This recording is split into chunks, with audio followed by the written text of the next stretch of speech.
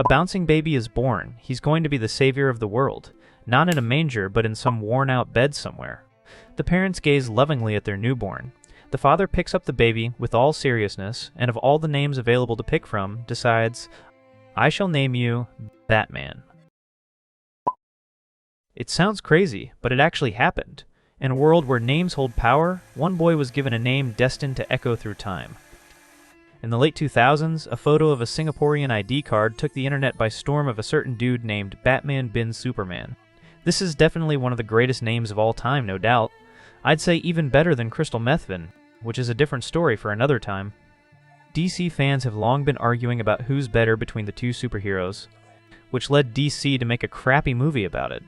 This kid's father was probably like, why don't we stop the tomfoolery about who's better and just love the both of them? And he decided to name his son the greatest vigilante to grace the face of Earth. The authenticity of this story, however, was still up for debate, until in 2013 when the uncaped crusader turned into the Man of Steel and stole a credit card belonging to his brother. He withdrew a few $100s and probably spent it on buying a costume for his fiendish escapades. He reportedly broke into a place called the Guanhuat Electrical Company. He probably thought it was the Riddler's hideout, but it was literally a local store that sells wires and bulbs. He used the stolen card for unauthorized transactions, but the Dark Knight was later apprehended, and when a urine test was conducted on him, they found out that Mr. Batman had his own heroin.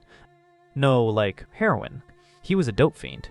Batman wasn't spending his money on more bat supplies, like a better utility belt, or some gadget that would finally enable him to fly, but he lavished his stolen funds on hard drugs. He was sentenced to 2 years imprisonment, and the media also had a field day writing headlines about his arrest.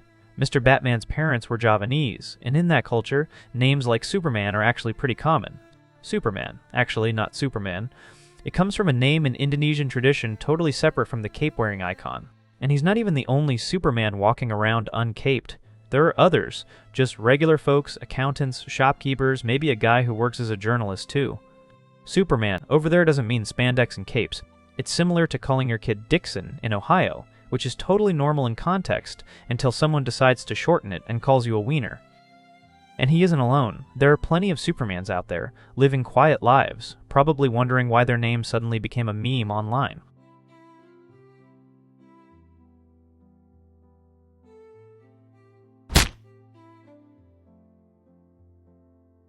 After Mr. Batman was released from prison in 2013, he didn't chase fame or try to cash in on his viral name, surprisingly. He just quietly stepped back into everyday life and ignored every bat signal he received. He found work as a delivery rider for Food Panda. It was honest work this time around, but far from the headlines and the chaos that once made him the talk of the town. But like the saying goes, with great name comes great responsibility, or isn't that the saying? Even when Mr. Batman tried to stay in the shadows, the bright lights always came calling. In January 2019, he got into a serious altercation with a fellow delivery rider named Eng Guan Hong. The two had a disagreement that escalated quickly. Eng showed up armed with a motorcycle helmet and a penknife, and attacked Batman outside their workplace. At this moment, everyone was waiting for Mr. Batman to spring into action. He muscled up all the strength he had in him and attempted to hit Eng with a hard striking blow, but missed. Who would have thought that the highly skilled Batman would flop such a simple move?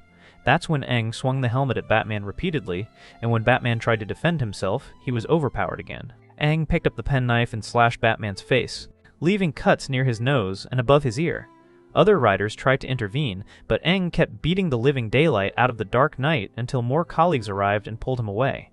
He was taken to the hospital and treated for his injuries, which included a 1-centimeter wound across his nose bridge and a 3-centimeter cut on the side of his face, leaving us with nothing but a beaten, wounded up, and scarred disgrace of a Batman. Ong was later sentenced to a whopping 6 strokes of cane, and also 2 years imprisonment. Both men were terminated from Food Panda following the incident, as the company enforced a zero-tolerance policy on violence. You'd think a guy named Batman, son of Superman, would grow up jumping rooftops and beating the crap out of bad guys, but this guy had a different script. He wouldn't have been in this mess in the first place if his comic book-loving dad hadn't given him this name in the first place. If he had given his son a native Indonesian name like Subhan or Fauzi, or even Yoga. Yes, Yoga is also an Indonesian name. He probably would have lived a peaceful life. And he can only avoid this from progressing down his lineage if he avoids calling his son something like Robin bin Batman or something. Honestly, that one decision might be the most heroic thing he's ever done. Not saving the world by beating up criminals, but just choosing a name that doesn't throw memers into a frenzy. Thanks for watching. Don't forget to like, subscribe, and join our communities in the link below for more juicy stories.